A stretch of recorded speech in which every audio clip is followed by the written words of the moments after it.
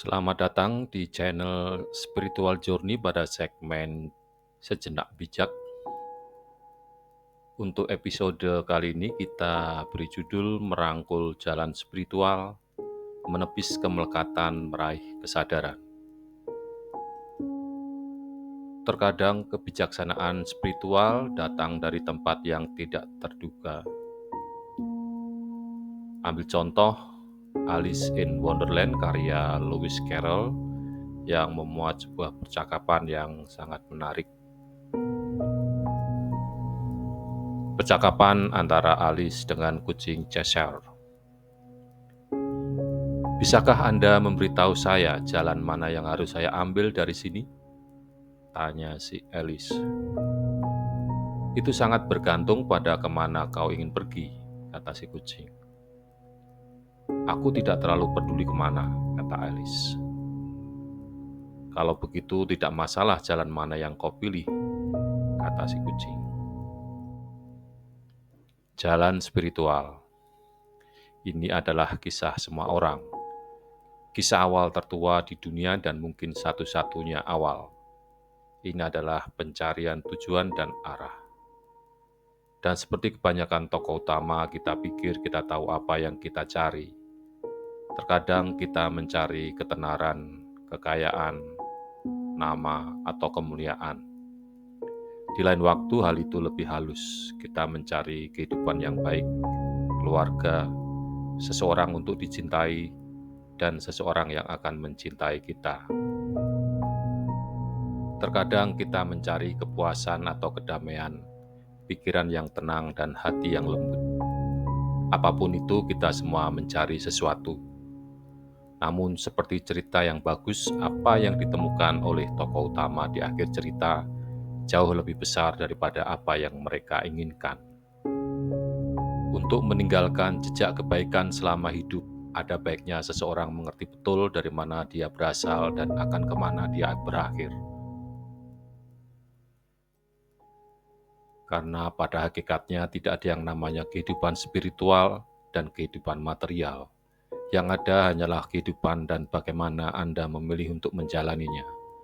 Anda tidak perlu lari ke hutan atau ke gua dan bermeditasi seperti para pertapa. Ketika Anda menanam benih, Anda tidak berharap akan memiliki pohon besar pada hari berikutnya. Jadi apa yang Anda lakukan?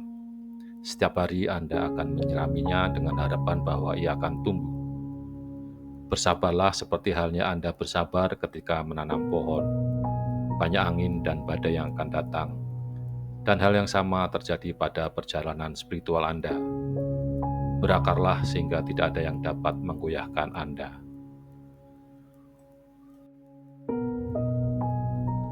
Hidup Anda mungkin akan tetap terlihat sama dalam banyak hal. Panggilan tersebut tidak berarti harus menghilang ke dalam gua atau ke gunung untuk menjadi seperti para yogi di masa lalu. Anda mungkin mulai mencari hal-hal yang tidak terbatas.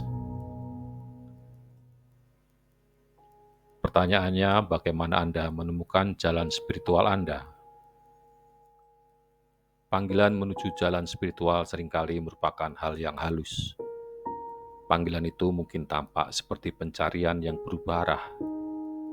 Mungkin sesuatu terjadi, kematian orang yang dicintai, pandemi, konfrontasi dengan sifat rapuh Anda sendiri.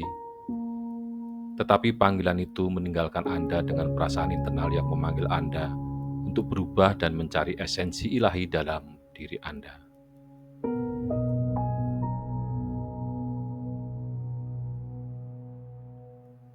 Seperti halnya pengejaran sesuatu yang mulia dan luhur, jalan spiritual mengharuskan Anda untuk bertumbuh.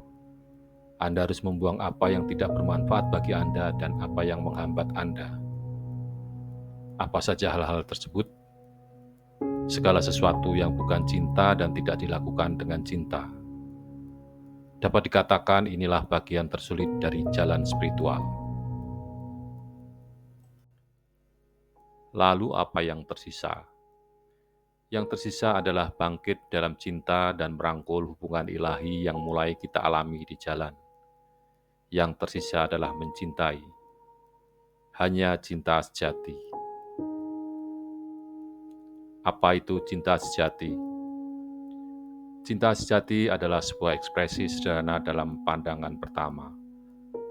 Tetapi sebenarnya itu adalah realisasi paling mendalam dari tujuan hidup. Mencintai itu sederhana dan alami, tak seorang pun perlu mengajari kita cara mencintai. Itu adalah ekspresi terdalam dan paling alami dari keberadaan kita. Sementara cinta ilahi selalu ada di dalam diri Anda. Cinta itu berada di bawah lapisan kesombongan dan ego, menunggu Anda untuk menggalinya. Jiwa selalu murni, tetapi seperti cermin yang tertutup debu, ia perlu dibersihkan agar bersinar. Itulah yang dilakukan praktek spiritual.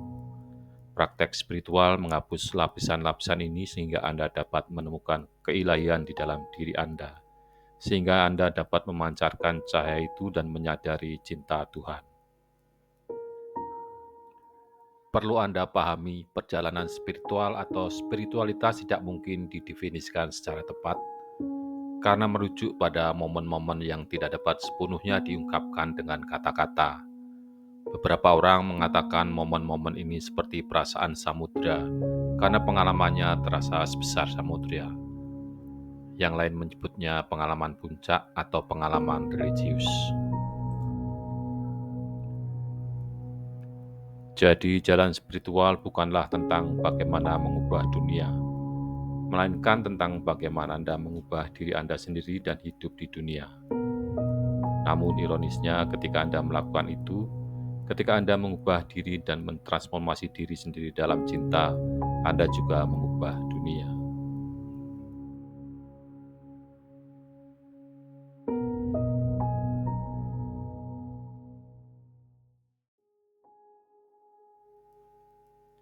Perjalanan spiritual seringkali melibatkan pencarian makna dan tujuan hidup, serta pemahaman tentang tempat seseorang dalam dunia ini. Banyak tradisi spiritual menekankan pentingnya membersihkan hati dan pikiran dari kebuntuan dan kebiasaan buruk untuk mencapai kedamaian batin. Perjalanan spiritual seringkali melibatkan hubungan yang lebih dalam dengan kekuatan yang lebih tinggi, seperti Tuhan, alam, atau kekuatan spiritual lainnya. Perjalanan spiritual mendorong pertumbuhan diri termasuk peningkatan kesadaran diri, kebijaksanaan, dan empati terhadap orang lain. Perjalanan spiritual dapat membawa transformasi dalam diri seseorang, baik dalam pemikiran, perasaan, maupun tindakan. Meditasi, doa, atau praktek yang lain yang mendukung fokus dan kesadaran diri dapat menjadi bagian integral dari perjalanan spiritual. Perjalanan ke tempat-tempat suci atau signifikan bagi keyakinan seseorang juga dapat dianggap sebagai bentuk perjalanan spiritual. Jalan spiritual adalah jalan kebenaran, dan jalan kebenaran ada banyak. Dalam perspektif kehidupan sehari-hari, ungkapan tersebut bisa diartikan sebagai adanya berbagai cara atau pendekatan untuk mencapai tujuan yang baik atau untuk menjalani kehidupan yang bermakna. Yang penting adalah jalan yang ditempuh berdasarkan kebenaran dan keadilan.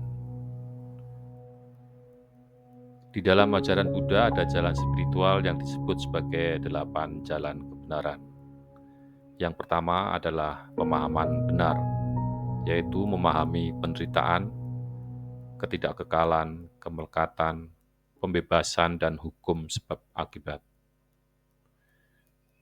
Yang kedua, pikiran benar, yaitu menjaga pikiran dari nafsu, kebencian, dan kekerasan.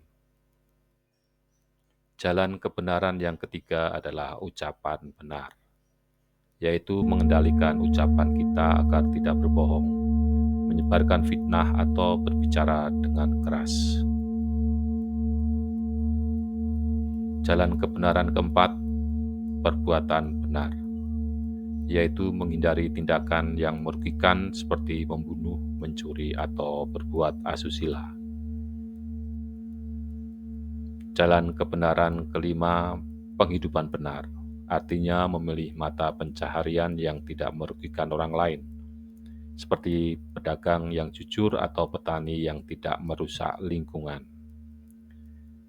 Jalan kebenaran keenam, upaya benar, artinya memelihara semangat yang baik dan mencegah timbulnya keburukan. Jalan kebenaran ketujuh, perhatian yang benar, yaitu memperhatikan dan mengamati pikiran, perasaan, dan tubuh tanpa penilaian atau perlawanan. Jalan kebenaran yang kedelapan adalah konsentrasi benar, artinya meningkatkan kemampuan untuk berkonsentrasi dan memusatkan perhatian.